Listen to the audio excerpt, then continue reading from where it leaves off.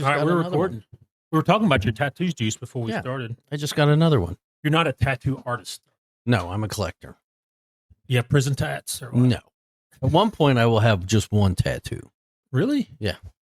Like a full body? Yeah. You gonna get on your face? No. You're not going above the collar? I just got my stomach done and my sides. So my upper torso will be completely done. You got them on your legs? Yeah. Okay. So we had a guy, and I work for the State Department as a contractor. You were not allowed to have tattoos below your wrist or your sleeves or above your collar. Well, right? That leaves me out. Yeah. You can't, because we wore suits and, Yeah. you know, they wanted a professional look, right? Now, dudes got tattooed all over, just not those parts, right? Yeah. We had a guy, he was a single guy, and he's one of these that would go to Thailand on his 30 days off instead of going to the United States and party and drink. I get it. Anyways, he came back, got off the airplane, came into the camp with a big old tattoo on his neck and face. Bye-bye. And they turned him right around and flew him back out. Yep. When asked why he did it, he said he don't remember getting it done. Yeah. Okay. What an expensive tattoo. I didn't have my hands done until a few years back when I was working for NASA. Mm-hmm. That's when I got my hands done. Other than that, I'll never have anything above the collar, and my hands weren't tattooed at the time. Wear gloves, right? Yeah, because I wore suits and stuff all the time. Yeah. But we made about $12K a month while we were in country. And that was an expensive tat right there. Yeah. I'm sure it's cheap in Thailand. So. Yeah, that's not enough for me to give up $12K a month. Yeah. I could have waited. Mm-hmm. And I wouldn't have been that drunk. Man alive. It was beautiful. I mean, it was a good tattoo. It was like a compass rose that went up on the side of his head and stuff. And he's gone. He was not allowed to work anymore. So, well, I hope it was worth it. All right, Juice. You remember now the Golden State Killer, right? Yeah, I remember who he was. He was the cop. Yeah. 70s. Let's see. When was it? 70s and 80s? My favorite, another dirty cop. You know why he got fired for being a cop? No. For stealing a hammer and dog spray.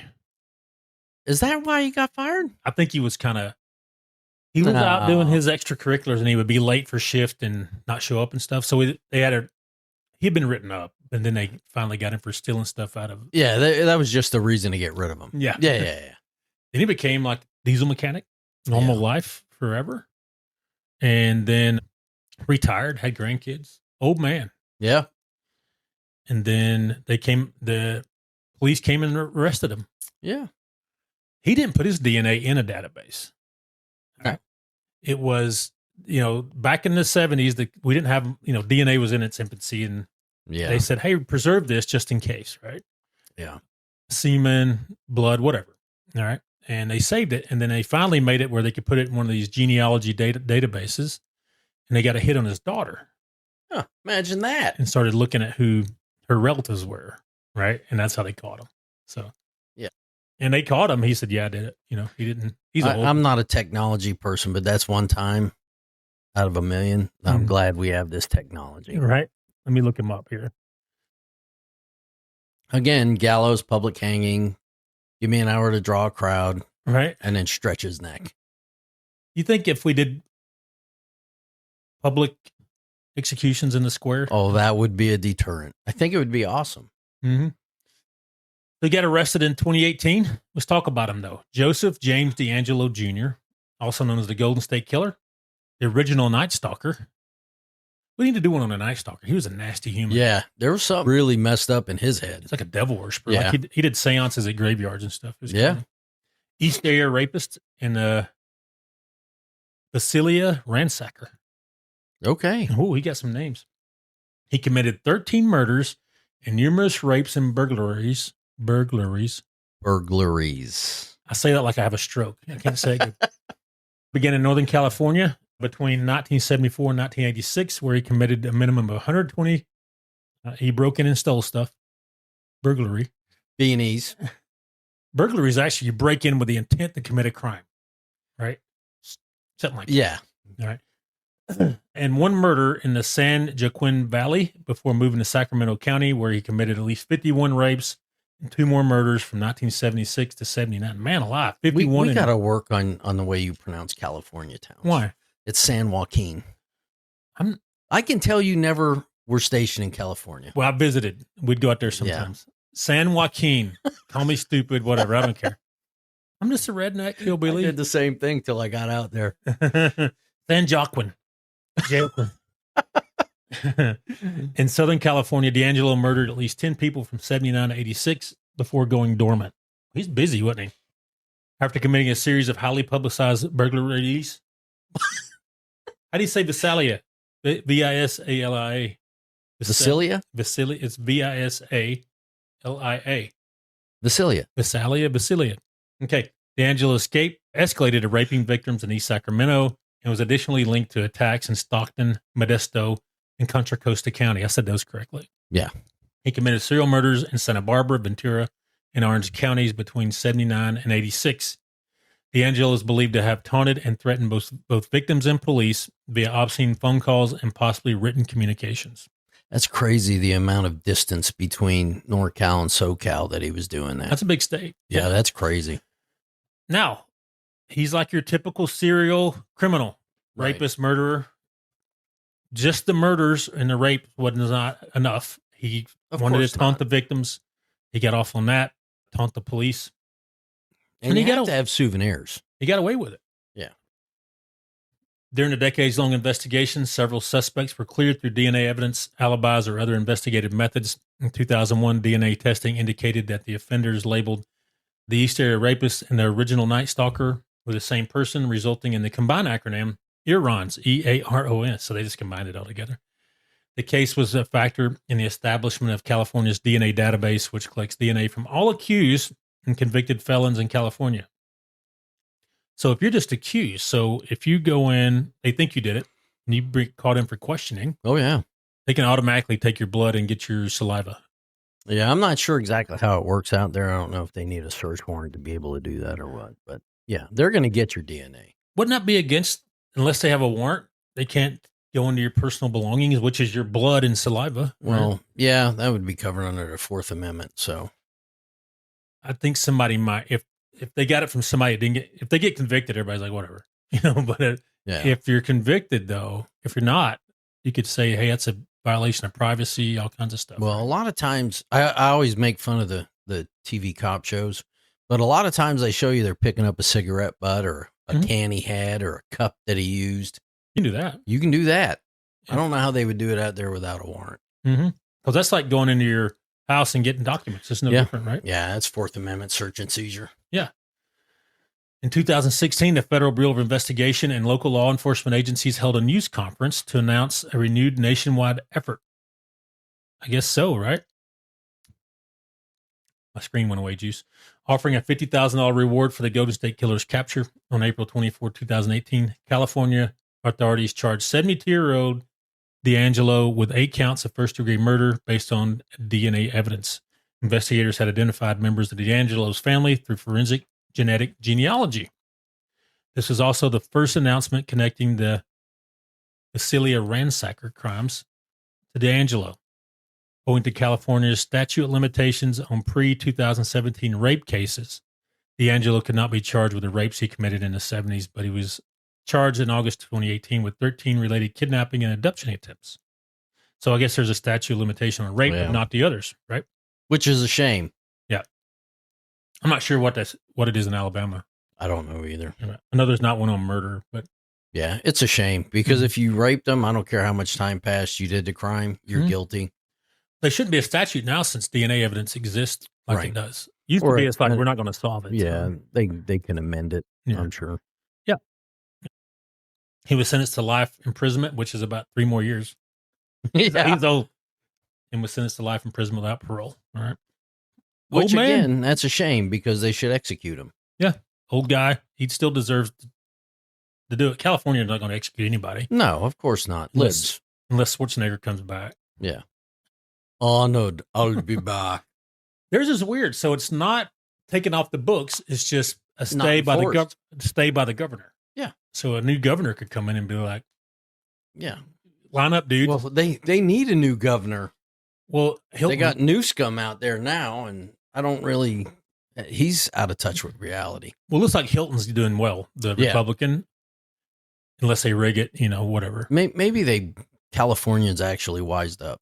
Because it used to be nice to live out there. I spent almost 4 years out there. It was really nice. I mean, the state was good. I mean, but I don't know what's happened. Right. I visited there, but I used to like going to San Diego. Oh, yeah. Pendleton area. It was nice. Yeah. And then I haven't been out there in a long time, but yeah. We used to go to 29 Palms. I'm going out to do cacks at 29 Stumps. Well, now that was like being on the moon, sort of. Yeah. I can imagine. It was like especially when you look off in the distance and you're all mad and aggravated and you can see the lights of Barstow. Yeah. You had Barstow, Palm Springs. Yeah. And one radio station, Q96 FM. And we could pick it up on the Singars if you had it on the right thing. They'd stick us out in the middle on the mountain. We did the, we called in the fire support and all that stuff. We'd be out there for 6-7 days. Yeah. And I don't care what time of year it was. The stupid El Nino would come and oh my God. It rain, snow sometimes. It's great when you're out there for 30 days, but we didn't have the Singars back then because everybody carried the Prick 77s. Yeah. But we all had stereos, cassette players, radios that you rip out of a car and we'd stick them in our Humvees or our 5 tons and wire them up. And that's the only station we got. Right. The mighty Q. Our comm guy rigged up a speaker somehow. We'd sit there and listen to the radio. Yeah. But they would do it was weird. So you'd say, okay, we're tactical. And you'd have to go into your hide, right? Yeah. And they would say, okay, you're not tact. And we could hang out and sit on the rocks and you got to play the game while you're there. That's what they told us to do, and we did it. Yeah. We didn't sit in a hide, for 9 days. Yeah. But anyways, that was interesting going out to CAX. We did double CAXes. I hated going to CAX. I mean, I had a good time. I was better off in the field than I was in garrison. My old first sergeant will tell you that. I was a great field Marine. I suck in garrison. But, man, California back then, it was awesome out there. So, yeah, we do double CAX, and we get a 6-day break in between them, right? Yeah. We'd be the only ones out there. And they'd let us take off, and we'd go to Las Vegas or go to Joshua Tree sometimes. I was going to say, they didn't let you just go to Camp Wilson and sit there. We could if we wanted. Yeah. Nobody wants to be at Camp Wilson. We went to Las Vegas some. We'd go to Joshua Tree, went climbing. Yeah. Joshua Tree's cool. Joshua Tree's nice. A lot of hippies. Yeah, but I can deal with hippies. Yeah. It's lefties I can't deal with. We went there climbing, and we'd climb, and then we'd hang out at night with a fire and drink beer. Yeah. We had one guy hook up with a hippie chick and came up gone. And he came back, and we had a van, right? And he came back. Hey, I'm ready to go. Okay. What'd y'all do? Oh, we went driving around. Okay. Yeah, no, you didn't. So we came back about a week later. We had to take a piss test. He pissed hot for marijuana, and see you later. Oh, what an idiot. Sergeant. Yeah, he was gone. They kicked him out. So, the higher rank you are, the worse it is. Oh, yeah. You got administratively discharged. But yeah, we had a guy, we were out on CAX, and his wife showed up. He went and got a hotel out in town. We took off that next morning. They're like, where's so-and-so? Missing movement. He got court-martialed, got booted out. Yeah. That town, there's not much to it. It used to not be. I don't know what it is now. No. I got friends of mine that they retired and they're out in the stumps, have a business out there. They live out there. Right. And it's not that bad, I don't think, anymore. What's the town called? Is it 29 Palms? Yeah. I was thinking, I thought that was the name of the base. I guess it is the name of the base, too. Yeah. Right? That base, now when you get over to Main Side, that was a pretty nice little setup they had. Yeah. We used to hitchhike from Camp Wilson over to Main Side. Yeah, we did that. Get beer and then hitch rides back. Yeah, dudes would throw you in a truck, give you a ride. Yeah. But, all right, we digressed. Yeah, I know. The California in general. Yeah. Let's talk about. Back then, California was nice. Government now, not so nice. All right. Let's talk about Joseph DeAngelo and his upbringing. All right. He was born in New York to Kathleen K., Louis DeGroat, and Joseph James DeAngelo Sr., a sergeant in the Army. What's up, Sarge? He is a Partian Italian ancestry. I don't care. He was regularly abused by both parents throughout his childhood. While a child, DeAngelo's family was stationed in West Germany, where 2 airmen forced DeAngelo to witness a rape of one of his sisters in a U.S. Air Force Base warehouse. There's always something in their background that puts an extra wrinkle in their brain, makes them weird. Yeah, stuff like that, yeah. He received his GED, okay? He played on the junior varsity baseball. According to prosecutors, DeAngelo committed burglary Burglaries. He went into a building with the intent to commit another crime. An unoccupied dwelling and stole stuff. Mail theft and tortured and killed animals during his teenage years. Yeah. He hits all the serial killer wickets. Check mark. Yeah. He went in the military, went in the Navy. That's one problem right there. Yeah. Well, not everybody can be one of us. The men's department. Yeah. He served 22 months during the Vietnam War as a damage controlman aboard the cruiser USS Canberra. Fine. And it is a destroyer tender on the USS Piedmont. He attended Sierra College in Rocklin, California, graduating with an associate degree in police science. He enrolled in Sacramento State and earned a bachelor's degree in criminal justice. I guess you got to study up before you actually start cranking out crimes. Mm-hmm. So he actually did his time in the Navy and finished college. A lot of these guys they'll almost finish stuff. Right. You know what I mean? They get kicked out of the Army for something stupid, right, or they can't make grades in college, so they try to do something to fulfill themselves. He actually finished his stuff. Yeah, which is surprising. Yeah. But here we go. Here's where he did not complete his tenure. Police officer from May 1973 to August 1976, DeAngelo served as a burglary unit police officer. They love that word here. Yeah. In Exeter, California, having relocated from Citrus Heights, he assisted in the search for himself as the Vasily Ransacker. Oh, my God. That's awesome. So he's doing this stuff as a cop. He then worked in Auburn from August 1976 to 79. Nick Willick, who would later become chief of police, stated he was an unremarkable officer who would stand too close to other officers and citizens. So he was a close talker. Right. When Willick pointed this out to him, he did not handle the criticism well and sulked. He went and pouted about it. He was arrested for shoplifting. Oh, okay. Here's why he got fired. In July 1979, he was arrested for shoplifting a hammer and dog repellent. So he did not steal it from the police. He shoplifted it, got caught, and they fired him. During the arrest, he defecated himself, feigned a heart attack, and fought store security. Good wow. Lord. So he crapped his pants, acted like he's having a heart attack, and fought everybody. When deputies arrived, he rolled around in a chair he was tied to, feigning madness before admitting it was an act. So he tried to act crazy. Oh, yeah. He received a 6-month probation sentence and was fired that October. For sure. During the termination process, DeAngelo allegedly stalked the chief's home. Willick's daughter told Willick that a man had shown a flashlight into her room. However, he dismissed it. DeAngelo had brought a work-related stress claim against the city and admitted to going to Willick's house to a therapist. And however, he could not locate Willick's bedroom. Willick did not believe DeAngelo, assuming it was a ploy for the claim. Once identified as a potential suspect in March 14, 2018, Paul Holes contacted Willick and told him his story. Holes realized then he was definitely the perpetrator he was looking for. So yeah, he got fired and then went and so that's one. So these serial people, serial rapists, serial murderers, whatever, they typically started something and it didn't finish well. Right. And with the military, college, marriages, this guy's police force, and we'll see he had some marriage issues as well. Well, he did well in a lot of things and finished a lot of things, but the policing just got him. Yeah. He investigated himself. Yeah. How about that? That's crazy talk. Yeah. In 1970, he got engaged as a nursing student, Bonnie Jean Colwell, and that was one of his classmates in college. But he ended the relationship in 71 because they became manipulative and abusive.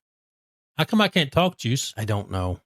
It's not enough coffee, I'm sure. I had a stroke or something. Yeah. And then he married Sharon Marie Huddle in a ceremony held in Auburn.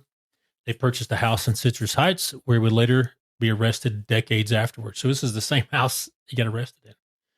They also bought a second home in Long Beach and lived there for much of the 1980s. Huddle became a divorce attorney. His wife became a divorce attorney in 82. They had 3 daughters, 2 born in Sacramento and 1 in Los Angeles. And the couple separated in 91. Several months after DeAngelo's arrest in 2018, Huddle filed for divorce. So they didn't get divorced all the way. Finalized the following year. Neither his wife nor his children suspected he had committed serious crimes. His eldest daughter described him as a perfect father, while his wife accepted his explanations for being away from home. His employment during the 80s is unclear. It's expected he worked as a computer engineer and as a cashier. From 80 until his retirement in 2017, he worked as a truck mechanic at Save Mart Supermarkets Distribution Center in Roseville. He was arrested in 1996 for failing to pay for gasoline, but the charge was dismissed. All right. DeAngelo's brother-in-law stated DeAngelo would casually bring up the East Area rapist in conversation around the time of the original crimes. Neighbors also reported he frequently engaged in loud, profane outbursts. I saw a documentary on him. He'd always holler at the kids next door, like they were loud. Oh, get off my lawn, that kind of guy. Oh, yeah. Put up a fence and they were still too loud and all that. One neighbor said that his family received phone messages from DeAngelo threatening to deliver a load of death because of their barking dog. And their dog actually did come up dead, like it was poisoned or something. If you hurt my dog, I will come full John Wick on you. It was a big Rottweiler, nice dog, and they think he poisoned it, but they couldn't prove it, right? Yeah. So, now we're back to the murders. He did all these things. He started out, he would go into their houses and ransack the houses. Then he started raping the women. Then he progressed to killing them, all right? And that was a progression, and got away with it for years. So a cop asked him, one of the documentaries, he said a great observation: most of these people cannot stop. Right. They can put that pause on for a little while, but they have to go do it. That's their thrill, like an alcoholic. Right. You might can stop for a little while, but then you go back and have a bender, right? Right. Do you think he actually stopped? No. He just he got better, right? At his craft. He either got better or he started watching a little closer on what he was doing, which would be weird because they just continue the same way over and over. Mm-hmm. But because he finished school and military and he was very proficient, I think he started watching what he was doing a little closer. Right. Spreading out his locations. Yeah. Or making them random. Yeah. Right. That's what gets them a lot too. It's not DNA. It's they can, if you do it enough times, they can get those locations and try to pinpoint. Yeah. Maybe not your house, but your starting point. Yeah. Where you take off. Right. But he finally got caught because his daughter had entered her DNA into one of these DNA database, Ancestry.com. I'm not sure the exact one. Right. But it's one of the ancestry sites. Yeah. You spit in a tube, send it in, they check it. It tells you if you're American Indian, you're kin to Teddy Roosevelt, whatever. I've done it. I haven't come up as a list for any serial killers. Were you related to Ronald Reagan? No. Okay. Nobody famous? No. Everybody in my family goes back to England, UK, Wales, Swindon, England. Swindon? Yeah. Near Stonehenge. Ekmanwire. It's off the Andy Griffith show, by the way. Yeah. But that's how he got caught, man. They started, I give it to the police. This is a cold case, and they did not let it rest. They had somebody that said, hey, let's try this every so often. And that's what we need to do is start checking out cold cases in the area. They don't pay you, though. Well, if they did, that would be cool. I'm a for-profit agency, Juice. Yes. So. Now, I've had cold cases brought to me by family, and they said, hey, work this. Yeah. And they brought up the DNA stuff. And I said, it's a shot in the dark. Like the guy said in this article, we didn't have the right, we didn't even know what the haystack was to search for the needle. Right. They found the haystack, and then they could find the needle, right? They're like, hey, let's turn some DNA. I said, well, first of all, the DNA evidence is in police custody. They're not going to just let me have it. No. They just don't let us have it. And then second of all, we could try it, but it just had some relative somewhere would have had to spit in the tube, and then it would have to be a close match to the perpetrator. Oh, yeah. And they said, well, I'll bring it up to the police. We'll bring it up to them. I don't know. They might do it. Yeah, they won't let that stuff go. The Walker County Sheriff's Department probably is not going to run it through Ancestry.com. No, they are not. They probably get two guys, and they're overwhelmed with whatever going on. And they're like, I don't know about that. But they might. Now, the FBI will come in and help sometimes if it's a big enough case. Yeah. Like a serial killer cross. Got to be something notoriety-wise. Yes. They don't typically get into the local shootouts or stabbings and stuff like that. Unless it's, kidnapping or cross state lines or children involved, those kind of things. This guy was, he raped 41 people. It was a big deal, right? Yeah. What do you think of this guy, Juice? He's a real sweetheart. He's in jail now in California. Yeah. And unfortunately, again, California used to be a nice state. They used to execute scumbags. Mm-hmm. Well, here's a scumbag, dirty cop, and they're going to let him live. Well, if Hilton gets in there, he's going to be like, well, line them up. Time to vacate. We got to make some room. Yeah, we got to make some room at the end.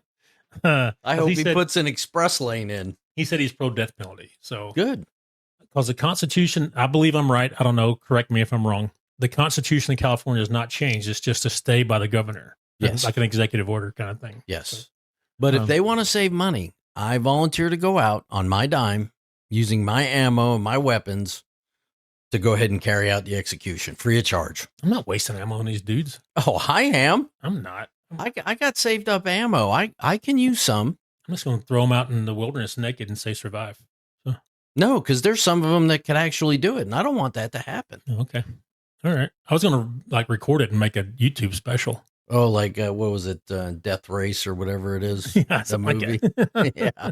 Survival, where they're getting hunted through the jungle. Don't get me wrong. I'm not a murderer. I just don't like these rapists and murderers getting to live and eat 3 meals a day. Correct. I don't like it. So. Because we're all paying for it. Mm-hmm. And the victims can't come back. A lot of those in California that are sitting there eating 3 meals a day rape children. Yes. And they shouldn't be breathing. Right. I tell you, a good way to do it, cut their hands off and then make them survive. No, that's still not good enough. Okay. I would take their hands and their feet. Actually, their arms and their legs. I'll call them Bob. And then tell them, there you go. Survive in the jungle, buddy. Do you see Joey Jones that had his legs missing, went back in the Marines? Yeah, I seen that. EOD guy. He said that he does a lot of pull-ups because he lost some weight in his lower body. So. Yeah. Yeah, he's a hard charger, that one. I guess he can pass the PT test. He does his little run or whatever. He looks like he could pass the PT test. He's got to run 3 miles. I'm sure he's been working, Oh, yeah. He didn't just say, I'm going back in. They're not going to let you unless you pass that. No. The Marines ain't like the Army where we'll let you in on a profile. Right. Where you get to do a rower. Although I was with a guy, my gunny Kathy. I'm sure he's passed away by now. He's a Vietnam vet. He got all shot to hell over there in Vietnam. Mm-hmm. He didn't have to take PT test.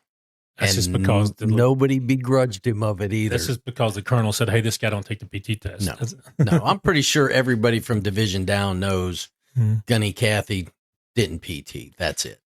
So in SOI, School of Infantry, for people who don't know, right. We had a first sergeant that was a Vietnam veteran. Good dude, man. Hard on us, and taught us real stuff. And he was even hard on the other instructors, the sergeants, you know what I mean? Yeah.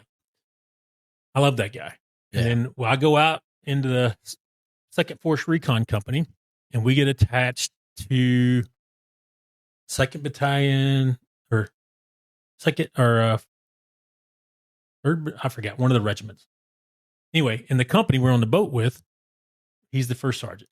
Good dude. We talked and hung out and stuff. Anyway, come back, and he got into an altercation at the Jacksonville airport and got shot and killed. What? Yeah, this was back in the 90s. Man. Yeah. That sucks. Anyways, that's my story for the day. So back to DeAngelo. Yep, got caught by DNA. An interesting story. Don't spit in the tube juice unless you want to get caught. Yeah, well, too late. I spit in the tube. His daughter did it. He didn't even do it. Yeah. So. Which is a great thing. I mean, that's one of those things where I could say, hey, man, I love technology. Other than that, technology, I'd rather be downrange than playing with computers and all this other stuff. I'm too old for downrange, so that's why I'm doing techie stuff now. So. I'm slower, but I'll still go downrange. I don't care. All right, we're going to call it quits for now. We'll be back with another episode soon. Say bye, Juice. Bye, Juice.